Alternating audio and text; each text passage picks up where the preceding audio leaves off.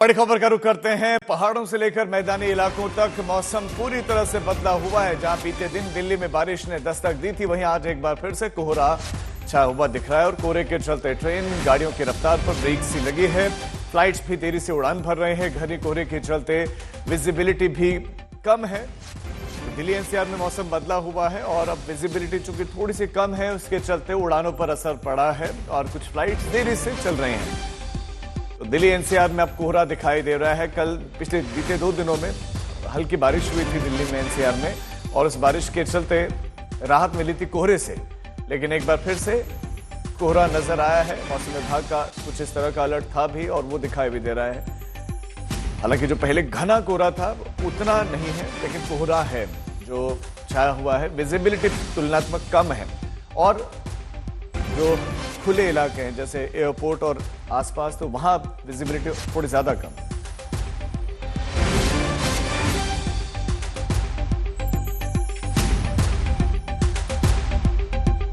जो तस्वीर हालांकि बुधवार को थी कि यहां से फ्लाईओवर के ऊपर से नीचे की सड़क तक नहीं दिख रही थी, लेकिन आज वैसी तस्वीर नहीं है और फिर भी फॉग है। आप देखिए सामने जो अक्षरधाम मंदिर है, हम देख सकते हैं कि उसके आसपास का तमाम इलाका जो है वहां पर फॉग है। कोहरा यहां पर देखने को मिल रहा है, लेकिन उतना घना कोहरा नहीं है। हालांकि बुधवार को हमने एक और चीज देखी थी राजीव, की सुबह 8 बजे जैसे जो नई दिल्ली का इलाका था वो क्लीन था, काफी हद तक वहां पे विजिबिलिटी थी, लेकिन अचानक से 8:30 होते होते उस पूरे इलाके में इतना घना कोहरा, शहर के बीच में इतना घना कोहरा पड़ने लगा कि मुश्किल से 5 मीटर की विजिबिलिटी रह गई थी।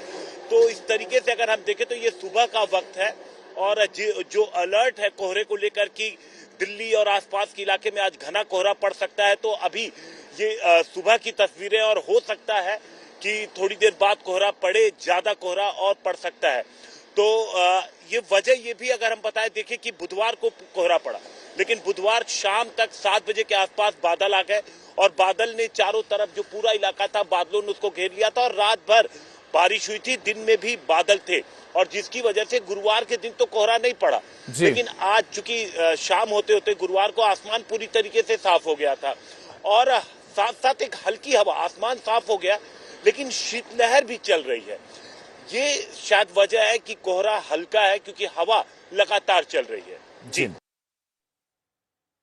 अब हम आपको कुछ तस्वीरें भी दिखा रहे हैं कि कोहरे की एक हल्की परत ओढ़े हुए है दिल्ली एनसीआर इस समय, जो हम आपके सामने रख रहे हैं।